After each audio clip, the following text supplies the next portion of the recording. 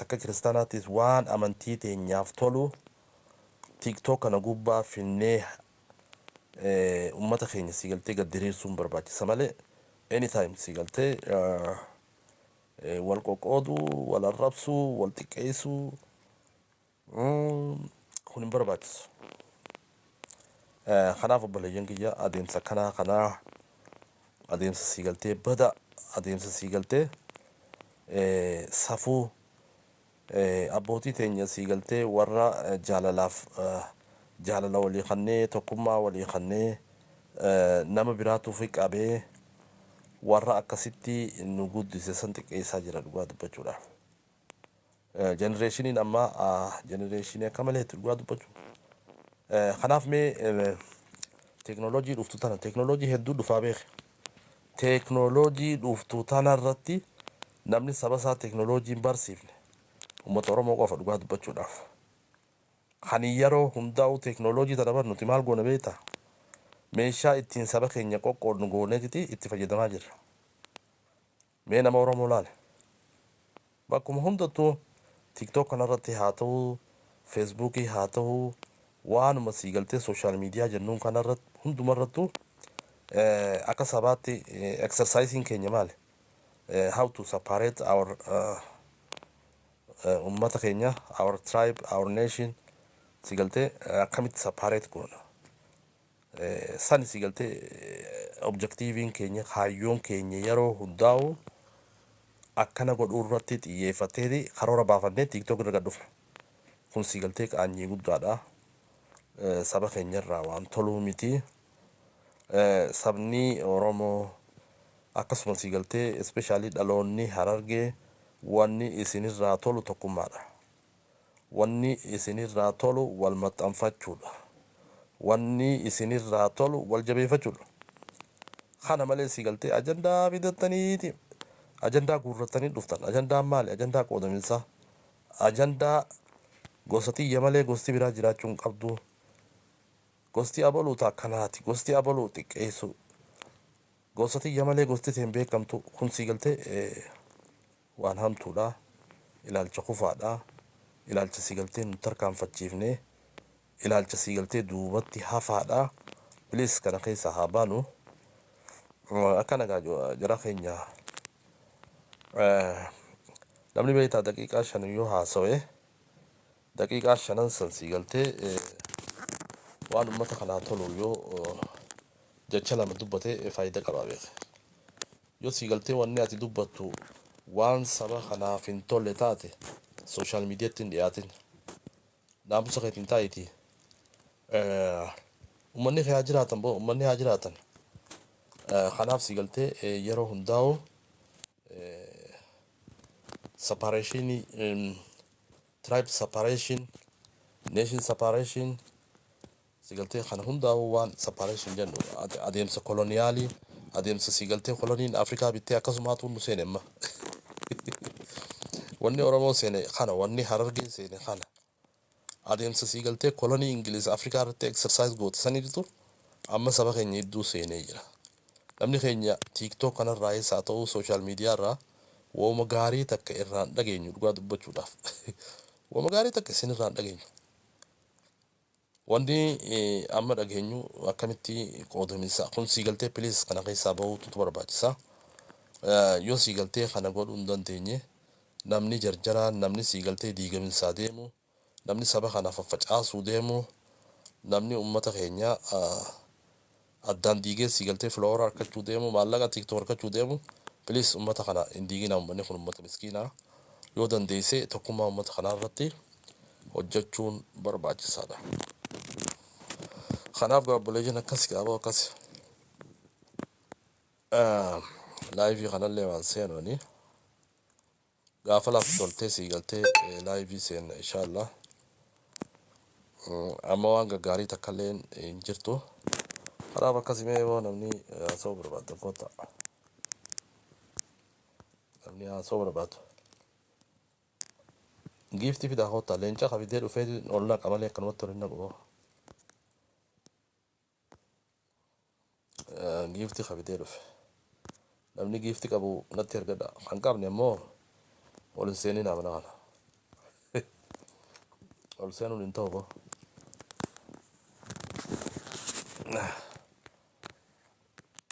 Ammaas warra biyya biraa finname. Okay, warra biyya biraa. Okay.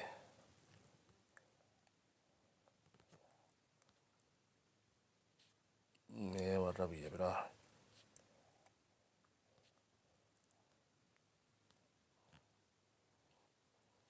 Haya.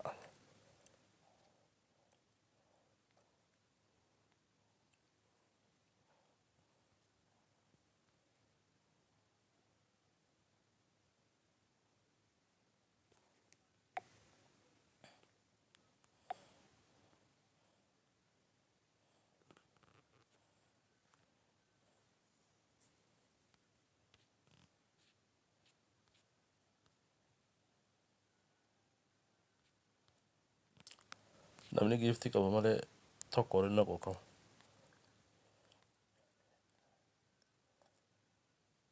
Tokko.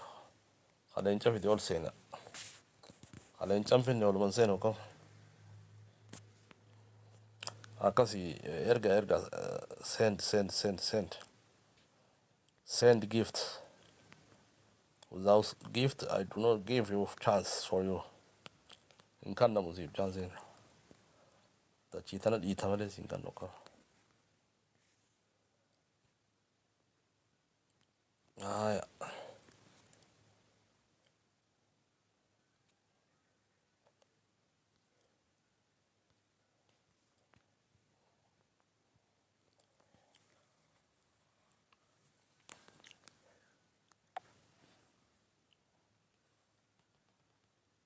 Haya.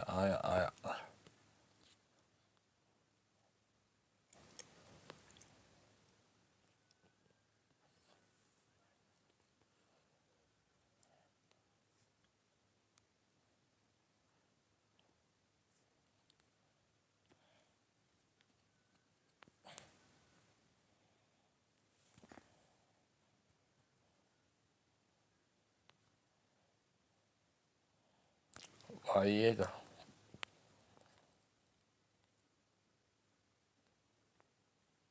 Okay.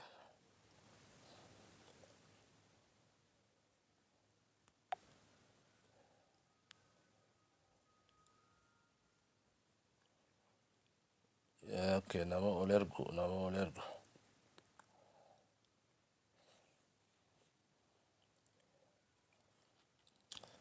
Ayyee namni ol seenu barbaada.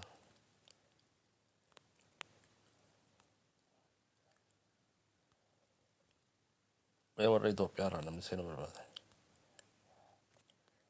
Dhiira warri Amaaraa, warri Guraagee, warri Kampaataa akkuma nama keenyaa kanatti isaanoo gosaan wal qoodamoo dhiiroo. Maal jettu nama gurraalee.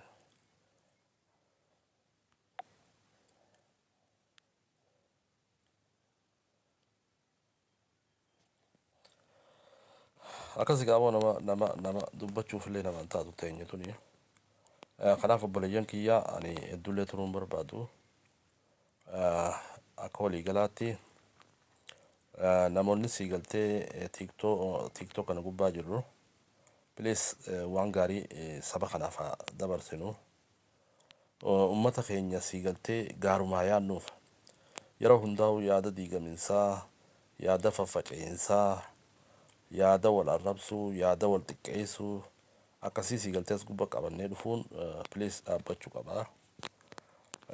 Yoo dandeenye sii galtee waan uummata kana tokkoomsuu, waan nama keenya wali qabu idea akkasii san fidaa kottaa please. Yoo san hin dandeenye hin seeninaa tiiktoo kanaa seenuun gaarii miti. Hedduu nama qaanfachiisa amma wanni sii galtee Harargeen faan itti jirtu. Ijoollee Harargee tana tiiktoo kana ol seente wama gaarii irraan dhageessu. Wanni irraa dhageessu wal xiqqeessuu irraa dhageessa. Wal arrabsuu irraa dhageessa. Kun sii galtee gaarii miti nuuf. Akka sii galtee Harargeettis gaarii miti, akka Oromootti illee gaarii miti.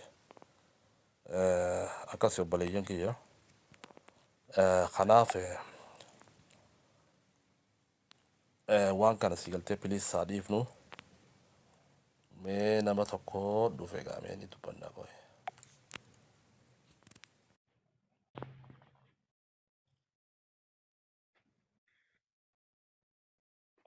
Haya, hayyee dubbadha dero Ahmad. Ahmad Itoophiyaa irraa dhufeensa neetworkiin isaa duraadha. Neetworkiin kee dura Ahmad si baasee na fakkaata.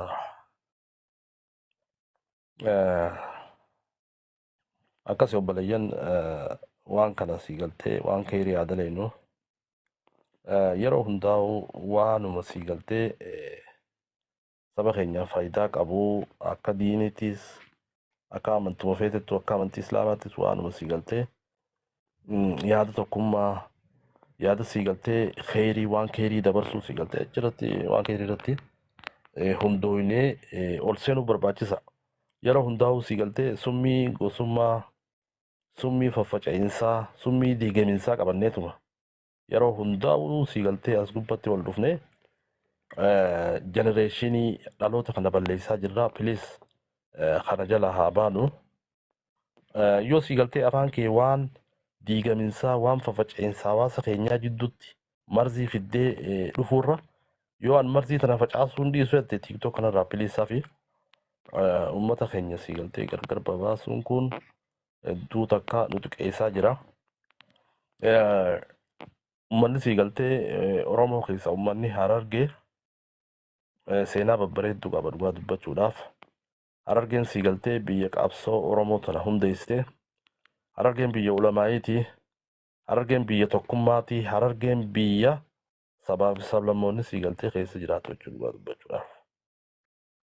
Wareegama abbootiin teenya irratti wareegamtee irra cichitee maqaa gaarii kana nuu kennitee nuti gad deebineeti har'a si galtee akka ijoolleetti biyyeedhaan taphachaa jira. Kanaaf piliis waan kana dhiisaa. Yeroo hundaa'u atiis haa ta'u anis haa ta'u waan tokkummaa dhaloota kanaatiif ta'u irratti haa dubbannu irratti haa si galtee dhaamsa dabarsinu.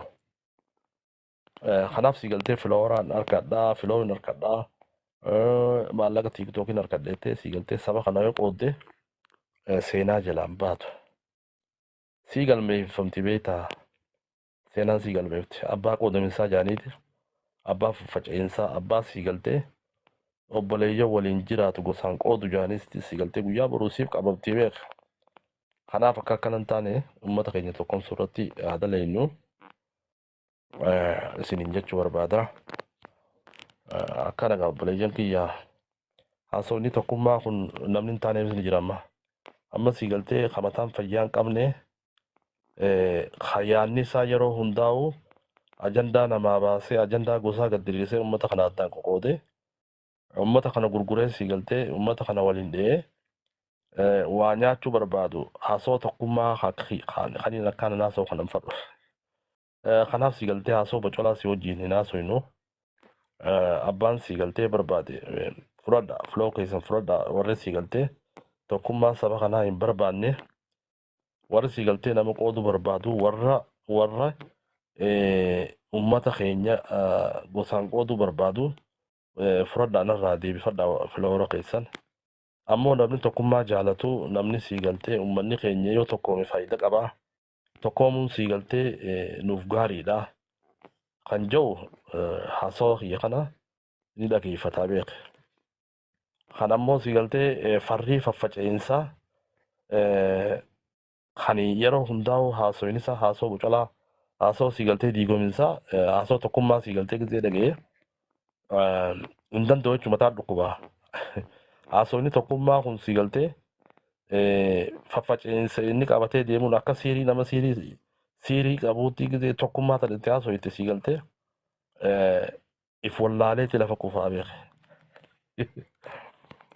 Kanaaf akkasii obboleeyyan kiyya haa jajjabaannu tokkummaa irratti haa jabaannu piliis yeroo hundaa'u harargumaan geemii taphachaa ooluu kana dhiisa piliis ummata kaleessa siigaltee tokkummaadhaan beekamu ummata kaleessa diina dura tokkummaan dhaabbatee injifachaa tureetu irra seenaa akkasii abbootiin teenya seenaa akkasii qabdi. Nuti garuu arraan tana seenaa nuti galmeessaa jirru seenaa wal qoqooduu gosaan wal qooduu seenaa siigaltee as gubbatti obboleessa xiqqeessu obboleessa arrabsu obboleessa seenaa isaa balleessu waan akkasii jira hedduu takka nama qaanfachiisa. Kanaaf akkas egaa boo ol ergaa gaamee maali? Giiftii jaanisar. Giiftii ergaa taap godhaa maal godhaa kafeetanis godhaa kafeetanis hin godhina. Taaptaafis hin godhina feetan isin tol godhaa feetan giiftii ergaa feetan hin erginaa I don't care. Haasofni kiyya immoo haasoo siigaltee tokkummaati. Haasoo tokkummaa haasoo siigaltee miggaara tokkummaan uummata keenya akkamitti jabaate irratti. Akkasuma siigaltee namni TikTok kana gubbaa dhufu waanuma gaarii qabatee dhufu qaba kan jiru. Yoo danda'e bar namni keenya irra guddaame nama Oromoo kana irraa laame. Namni Oromoo kun TikTok kana gubbaa bara akkaatuma TikTok itti fayyadamanuu kan bahinee jira irra guddaa. Siigaltee irra guddaan nama Oromoo kun siigaltee firaayibeet jaabar. TikTok isaanii ilaalame firaayibeet jaaba. Akka jiru firaayibeetidha. Saba biraa bara firaayibeetii fi kanaawu ni beeku. Uummanni isaanii teeknooloojii tanas gubbaa barsiisaa jira. Akkaataa siigaltee itti fayyadaman uummata Habashaa kana fudhatanii barsiisan. Siigaltee wanni isaan barsiisan yeroo hundaa'u beekumsa. Akkamitti siigaltee TikTok akkamitti fayyadaman akkamitti teeknooloojii tana fayyadamaa ni barsiisan uummata isaanii. Keenya garuu wanni takkallee as gubbatti yeroo hundaa'u haasawuma negatiifi bakka negatiif haasawa siigaltee wal faalleessuu gosa wal qooduu haasawa wal xiqqeessuu maqaa wal balleessuu anytime siigaltee kanarratti xiyyeeffannee kanuma magaalaa tana siigaltee waliin laaqaa jirra. Warra akkasitti hawaasni as keessatti magaalaa tana shororkeessee onna jiru hawaasni keewwamaata kan beeku. Mee fakkeenyaaf ijoollee Oromoo laal hundinuu siigaltee firaayibeet jaabar firaayibeetii paablik godhuu wallaaleetitti firaayibeet jeesitti erga. Garuu TikTokiin qabaa siin jedha. Nama keetuu teeknooloojii tana akkaataa siigaltee TikTok kanarraa waa itti harkatanillee hin barsiiftu. Wanni ati barsiiftu balaadha balaa. Ibidda siigaltee as gubbatti akkamii ibidda kaasanidha. Akkami siigaltee gosa takka arrabsitee gosa walirra kaaftee siigaltee filoo harkadhaa.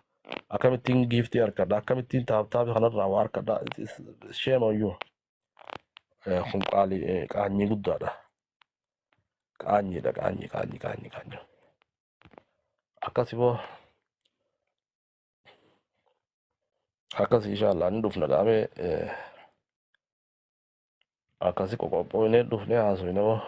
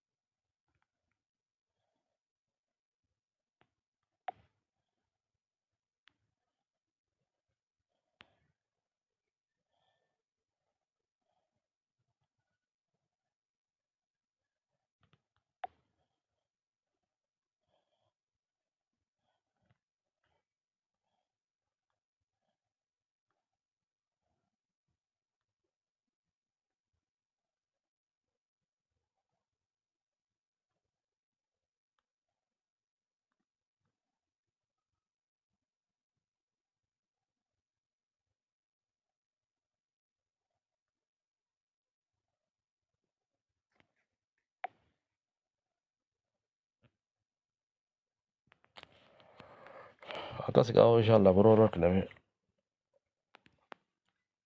Kanaaf akkasii gaa nama leenca argullee nagarree maaliin godha duba. Haasoo tokkummaa dhaloota keenyaa dubbadhee leencaallee hin argine. Boo deema nurraa deema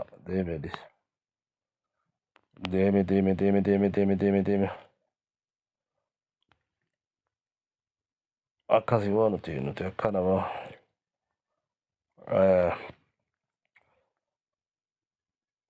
nuti akka dhalootaattis warra jajjaboo nuti biitii tiyya amma jajjabdu dhugaa dubbachuudhaaf fakkeenya siigaltee biyyaati. Fakkeenya qabsootii biyya siigaltee jiddu galeessa qabsooti Haramaayaan. Nama Haramaayaa siigaltee wal qoqqoodun agartu hoolaan matu malee haa tokkummaan jiraatu malee. Tanaas tunis ni jirti beeka uummata kanarraa waa barachuun barbaachisaadha. Akkasii beeki namni keenya akkana ta'uu qaba. Yoo waan biraa siigaltee dadhabde waan godhuu dadhabde yoo waan biraa dalaguu hin dandeenye siigaltee namni akka biyyaatti walitti dhufee hawaasa isaa gargaaruu qaba beeki.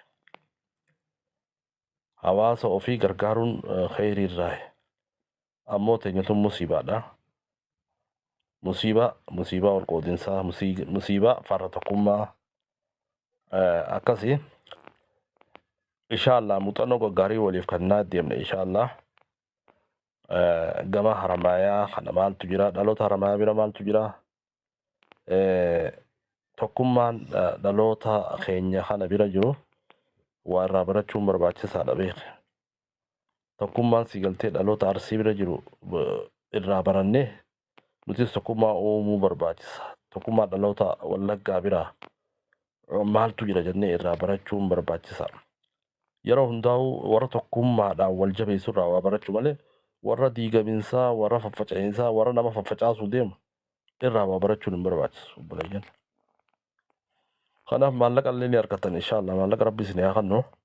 Garuu maallaqa jettanii uummata keessan gosaan hin qoodina. Maallaqa ni argattan maallaqa argachuuf teessanii ammoo maallaqa harkanneettanii tiiktok gubbaa baatanii saba kanan qoodina.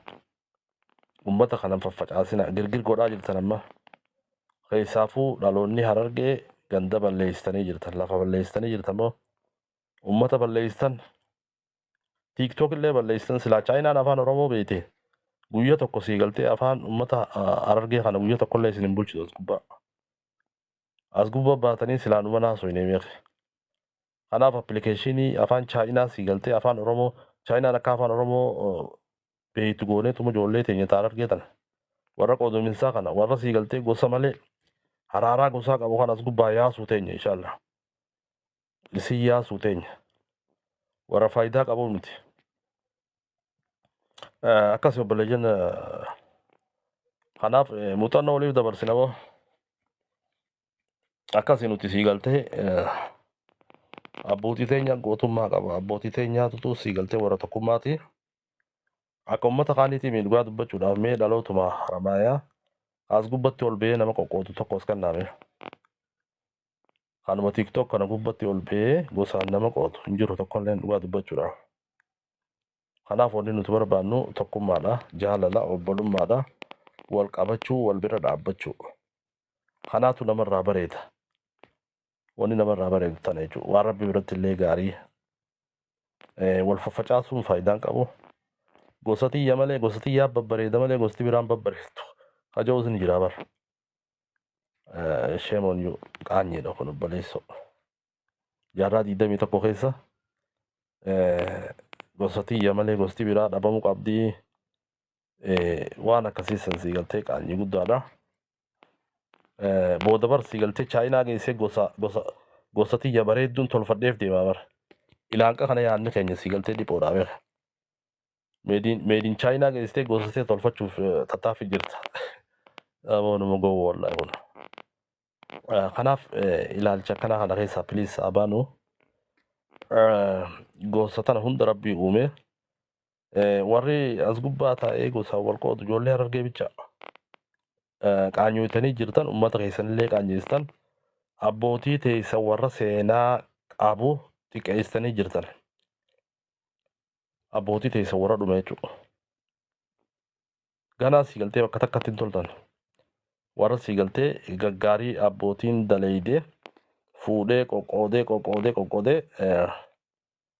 gosummaadhaan warra nama fixee ijoolleen Harargee. akkasii chaayinaa geeffattanii tolfatanii gosa bareedduu tanumaa isinii hafee bara gosa bareedduun tiyya gosti tiyya bareedduudha. Chaayinaa geeffattanii waan akkasii san yaadda yaaboo dhiphina wallaa ijoollee arge tanaaf qaanyii warra sii galtee salphataa hojaan argeedha. Jenereeshinii jaarraa 21 keessatti wal qooddu. Akkasii gaa ijoollee teenya moo nuti yeroollee sii galtee hin qabnu. Inshaallah muuxannoo sii galtee nu bira jirtu isinii finna. Muuxannoo tokkummaa isinii fidu teenya inshaallah. Fakkeenya nutis gaa namni beeyta yeroo hundaa'u waan gaarii fiduun barbaachisaadha. Waan gaarii qabadhaa hoota. Waan ganda keessanii bareedaa qabadhaa hoota. Waan ganda keessanii hamaa sii galtee hin fidina asirra. Please. Kanaaf sii galtee waan bareedaa tokkummaa jaalalaa isiniif inneeti isinii dhufna inshaallah. Bakka irraa dhalannee jechuudha. Biyya seenaa biyya gootaa jiddu galeessa qabsoo Oromoo biyya waa hundaanuu fakkeenyaatu jira moo isiniif himnaa dhaga'a. Haramayaa namni hin beekne hin jiru. Dhaloonni haramaayatti amana malee gosatti hin amanu. Ati warra eessaati warra haramaayaati. Yoo lafa dhiitaa oolte sii galtee ijoollee haramayaa gosaan addaan hin baaftu. Kun muuxannoo gaggaarii isiniif hinna inshaallah gara fuulduraa wal barsiisuun barbaachisaadha jechuudha. Kanaaf haraaraa gosaa